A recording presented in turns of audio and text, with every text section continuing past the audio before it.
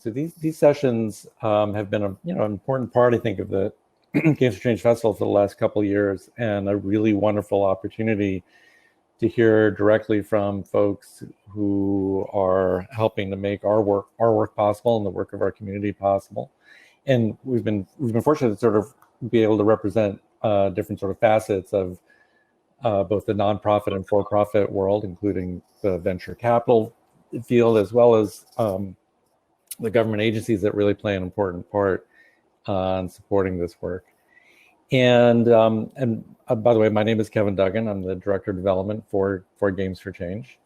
So again, thanks everyone for coming. So a quick note about the format of these sessions. We like to leave a lot of room for questions.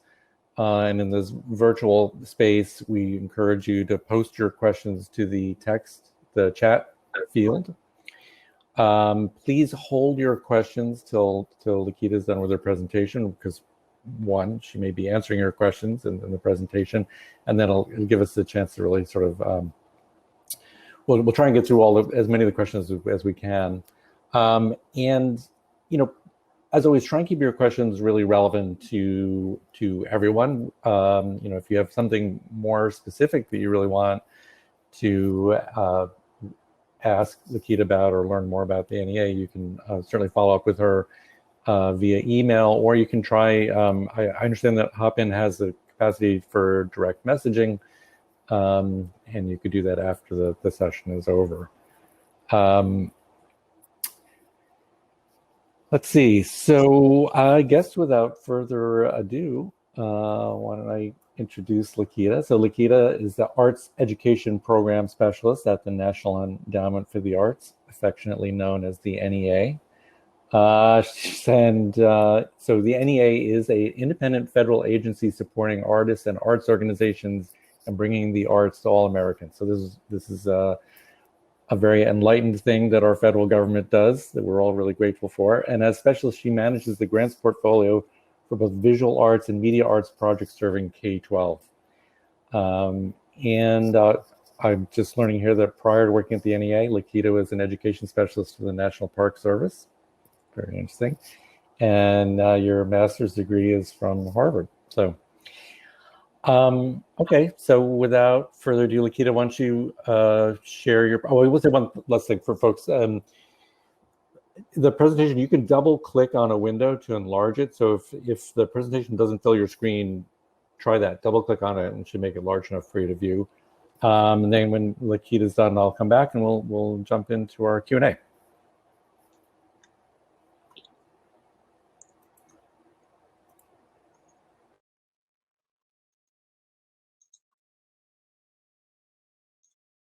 Hey, so thanks so much, Kevin, for that lovely introduction. As Kevin said, at the National Endowment for the Arts, we really see the arts as a national priority. We celebrate the arts as a national priority. And so part of the presentation, I'm going to demystify some of our application processes. And then I'm going to drill down on the effective characteristics of projects that we fund specifically in the Arts Education Division. And the Arts Education Division of the NEA, we're focused solely on supporting pre-K-12 arts education. So I'll go into some examples of funded projects and then get right into your questions from there. So on this slide, this is pulled right from our guidelines, some words that really, some of the words I think you would expect to see in a government organization, words such as system, words such as quality, but then there are other words that you may not expect. For example, artistic, humanity, fresh. So it's really a unique mission of the NEA. And as we celebrate the arts as a national priority, we do that not only through our direct grants, but also through supporting reports, particularly on arts research. Highly recommend everyone spend some time looking at arts.gov. We have a number of published reports there. We also have, you know, podcasts, and I feel in this age that we're finding ourselves in, there's a lot of podcast listeners out there. So feel free to look at our website for other resources. So on this slide, I want to get into eligibility. Under the section of NEA funds, you're going to see a list of eligible entities. So as a federal funder, we support nonprofit institutions. And institutions have to have been in existence providing arts programming for at least 3 years. Some of those institutions include colleges and universities, units of local government, school districts. And this is important because individual schools are not eligible, but certainly a project can support activity at a specific school. It's just that the school district would have to be the eligible applicant in that case. On the other side of the screen, you're going to see what we don't fund. We don't fund for grants for arts projects, which is our largest funding category. We don't support general operating. We really focus on supporting arts projects. We also, which I think is important for change attendees to know, we don't support fiscal sponsors. So essentially, fiscal sponsors are eligible institutions who are essentially applying on behalf of an entity that is not eligible. But keep in mind, we do support collaborative partnerships. So really look at our funding stream from a multiplayer mindset.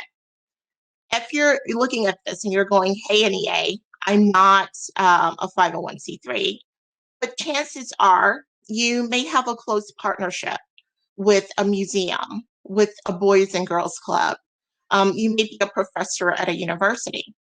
So, you may have an already ongoing established collaborative relationship with an eligible institution. So we do support projects with collaboration at the center. I also want to share the deadlines. We recently had a deadline, July 9th. So typically for our Grants for Arts Projects funding opportunity, there are 2 opportunities, one in February and the other in July.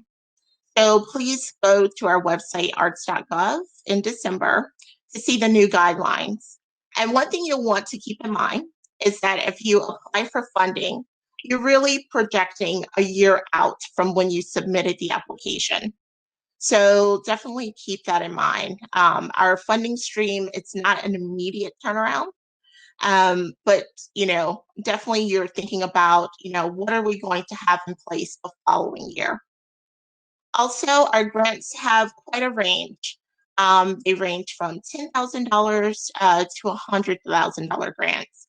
And all of our grants require a one-to-one match for grants for arts projects. So just sort of big picture, let's say you're coming to us for a $20,000 project.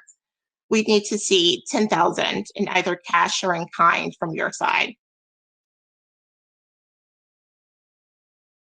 And this is just an example of the variety of artistic disciplines supported at the agency. For the agency, arts education is considered its own artistic discipline. So even within arts education, there are sub-disciplines. And so in this case, I think the most relevant sub-discipline for Games for Change audience would be arts education, media arts. On this slide, we actually have 4 pillars of our funding priorities. So thinking through, what are those effective characteristics of funded projects?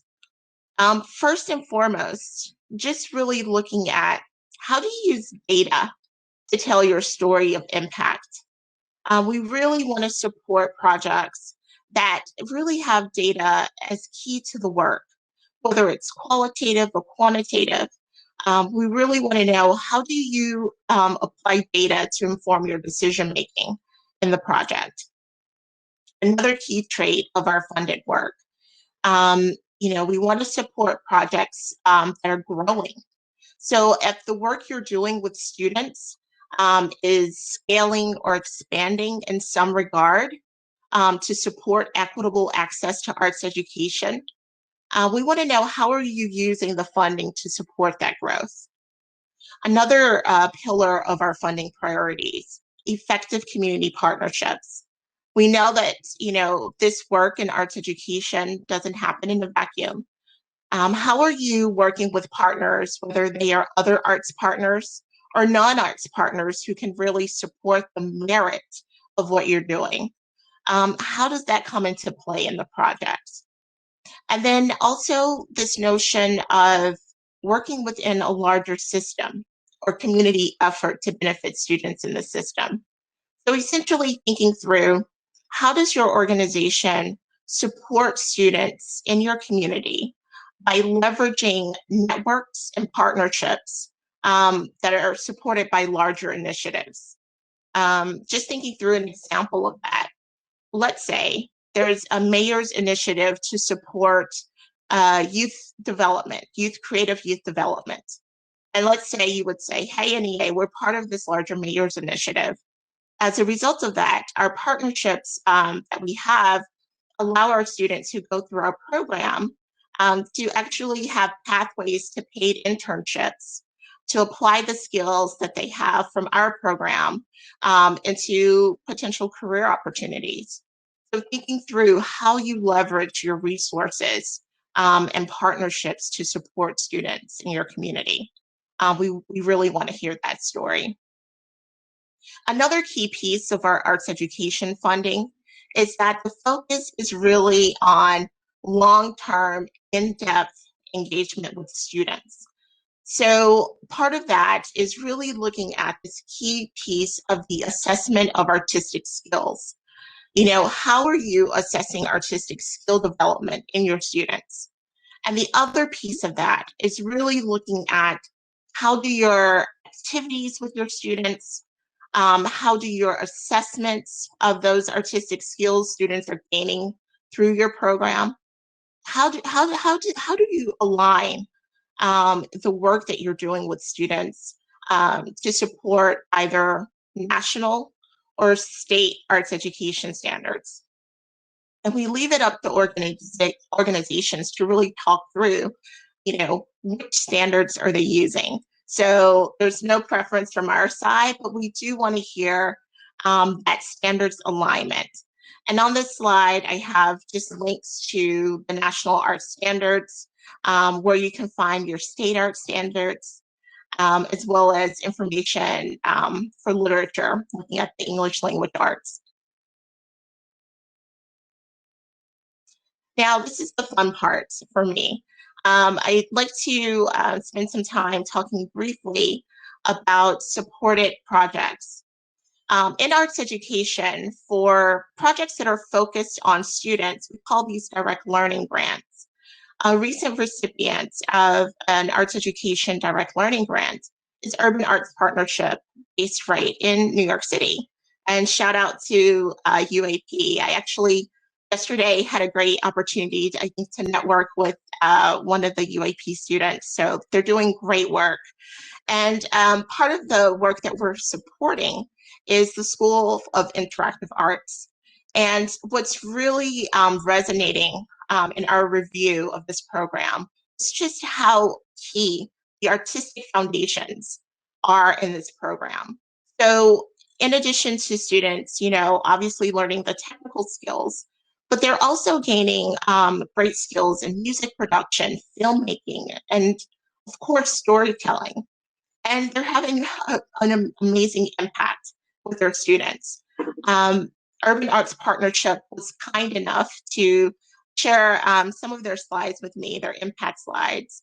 So this goes back to that piece of, our grantees are really effective data storytellers, looking at the impacts of their work with the students on the field and, on the students themselves, thinking through, based on their time in the program, where are they making their mark, their impact?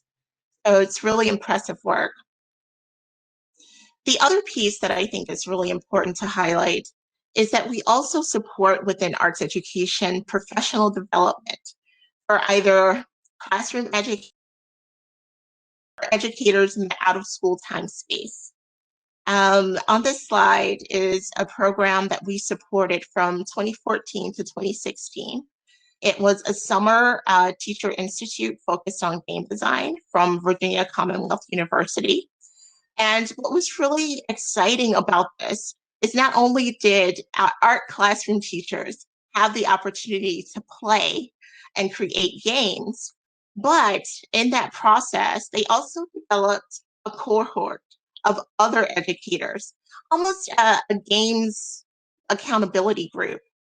And, again, thinking about that sustained impact as a result of participating in the Summer Institute, all of the teachers had access to VCU staff, as well as technical assistance throughout the year. So what was really important to keep in mind is that this wasn't just about that singular moment of them being at the Summer Institute, but they had that sustained involvement with the teachers throughout the year to really have that quality impact in the classroom. And this next slide, this is just a collection of games from the middle school students in some of the classrooms. I've always been curious what the vegetable invasion game is about. So as you can see, just a variety. So one thing I want to add before I shift to Q&A is that there is an ecology of support for the arts. So obviously, National Endowment for the Arts, we're a federal funder. There's also support at the state level, the local level, and the regional level.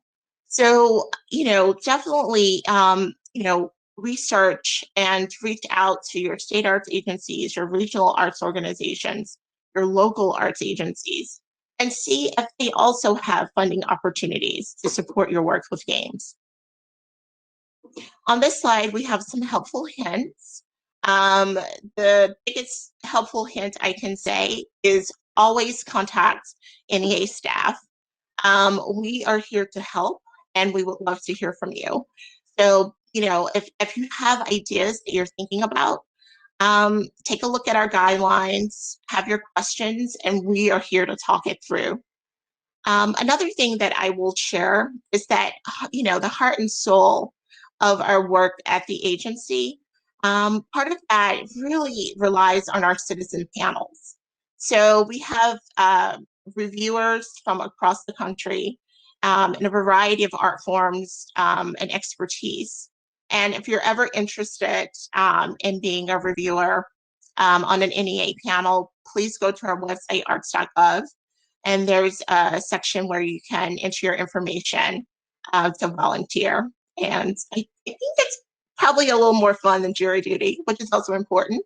But it's just a great process. And we're always looking to have, more representation from games. And this is my contact information. And if you can't see that, that's my email, edwardsl@arts.gov. And there's also an embedded link to a video that was created for the NEA's 50th anniversary. So focus on arts education.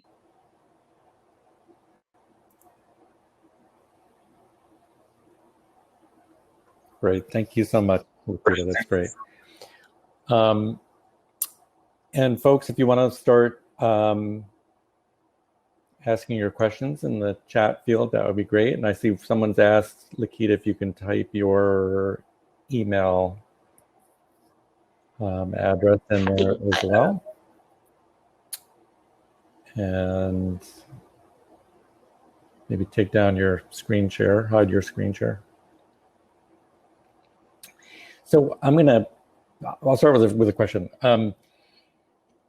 This coming deadline or this current deadline in July, I think you're going to see something different than you've seen in prior years, right? I mean, I think there's going to be, people are very likely going to be reacting to the pandemic and really rethinking how they do their work. And I wonder if you could just reflect a little bit about and I think a lot of that's going to take the form of some kind of remote learning or distance learning, and maybe reflect on that a little bit. Either what you expect to see or what you're already seeing, and do you see this as having will it be a long-term opportunity maybe, as well as a challenge to organizations that do this work? Yeah, so one thing that we've done as an agency is that we've really provided a lot of flexibility for grantees who were, in the phase of work, and then March happened, right? And so through our processes, grantees were able to submit what we call scope changes. And a lot of that work was pivoting to virtual. So, especially in arts education, a lot of the project activities for those that were school based, that was very necessary, and so we're naturally open to that. And I think what's interesting now for the applicants who applied in July, again, as I said earlier, you're forecasting a year out, right? Right, and who knows what 2021 looks like. So part of our role as staff is just to be transparent in that the panelists are going to be reviewing the work based on our review criteria, artistic excellence and artistic merits. And so, that's our bias mitigation, if you will. A panelist won't say, what are they thinking? This won't happen in 2021. No, that will not happen. They're really looking at the strength of the work. And for those organizations who had to pivot, again, going back to that piece about data, you're probably collecting, experimenting, and exploring new things. You probably are having, opportunities to rethink how you're doing your work. And those are important data points to say, we had to pivot in March, and this is what we're learning. If need be, we can apply that moving forward as we present an idea. So, I just want to say to applicants, don't be trapped in sort of analysis paralysis.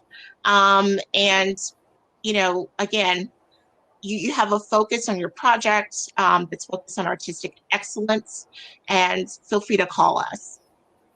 Great, thank you. That's very helpful. So let's dive into the chat here. So Chris asks, are these game design programs always stand alone? And I think more pertinently, are there examples of interdisciplinary work with other forms of literacy, STEM, STEAM, reading, writing? And I think I would also sort of interpret this as, so this is the National Endowment of the Arts. So the arts are, as you made clear, are integral, but we know that the arts are important in things like literacy and learning STEM and these other disciplines or other assets that kids need to learn. So how would you relate that? Yeah, so it's the question of, does the NEA accept projects that incorporate the arts with other art forms, or not even art forms, but non-art subjects? The answer is yes. We support arts integration at large. And a part of that arts integration work is STEAM. People love that one. So yeah, I mean, one of the things in our, arts research, students involved in the arts, I mean, it has impacts emotionally, socially, civically, as well as academically. So, definitely we support arts integration projects. And, if you have a project where, for example, you're not only assessing artistic skills, which is, of course, something you must do for our work, for our grants, but you're also looking at other indicators, quality of life indicators, like social emotional learning. That's great. And our panelists will love to know, in addition to those artistic skills, how are you assessing those other aspects as well? So yes, we accept that. Sounds great. So Dale asks, I think you answered part of this, that with the size of the upcoming funding round and how many grantees might you typically fund within that? So I guess what's the scope? What's the available money, and how many grants do you make? And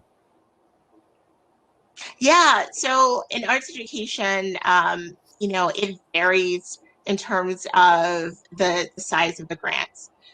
We're still within the 10,000, floor, $100,000 ceiling, but part of that amount that organization receives is also based on the competitiveness of the proposal, the strength of that proposal.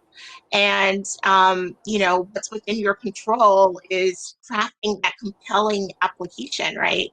That compelling proposal that's focused on the rigor and the transformation of what's happening with the arts. What's maybe not so much within the control is just the amount of money that we're allocated for arts education. So that varies, from year to year based on our congressional allocation. and so Chris sort of followed up on his or her earlier question. Again, how K-12 teachers might take advantage of game design integrated into literacy development. For example, a writing process paralleling game design. And so I know for, Games for Change, we have a program called the Games for Change Student Challenge, which teaches game design.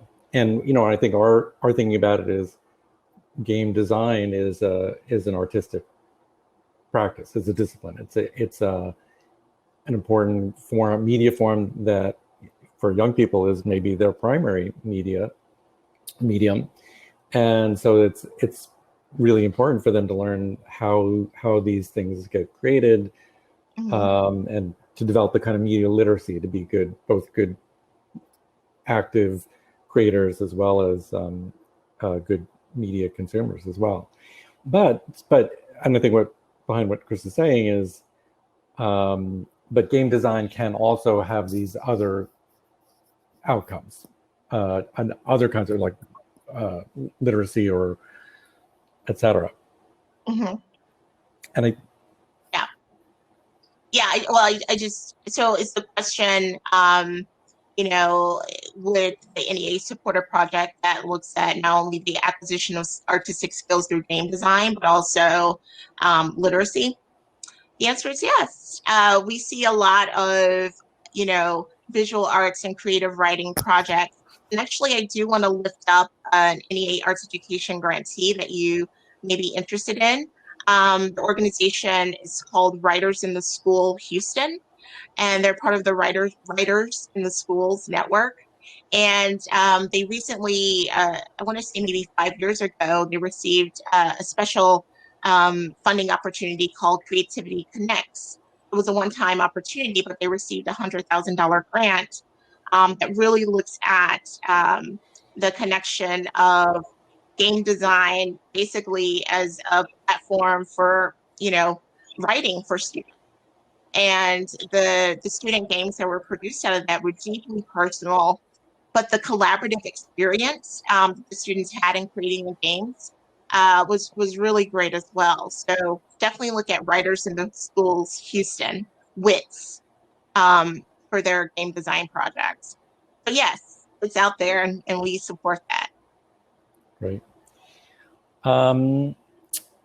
And I think we're kind of running towards the end here. Is anything else you would like to add in the minute we have left? Well, actually, Yes, there is one more question. Sorry. email me. So we just got two came in under the wire here. Does the whole team have to be U.S. citizens for a grant? That's an interesting one. So yeah, I guess that's our final question. Eligibility. So essentially that's a question where there's nuance. So I would say I would need to know more about your project.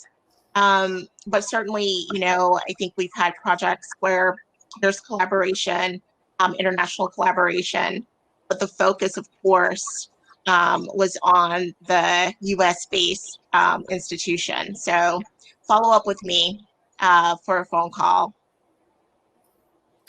Great. Well, I think that does it. And Lakita, thank you so much again for your time as always. And it was really great to hear about all the great work that you're doing. And for those of you, some of you might have arrived late, so Lakita did include her email in the chat field, where you can direct message her through the People tab and hop in. And I invite you all also to come back a little bit later for Mark Ruppel from the National Endowment for the Humanities, which is sort of like another member of the federal funding community. So anyway, yeah. So thanks again, Lakita. Thank you. Thank you, everybody. Yeah. All right. Take care.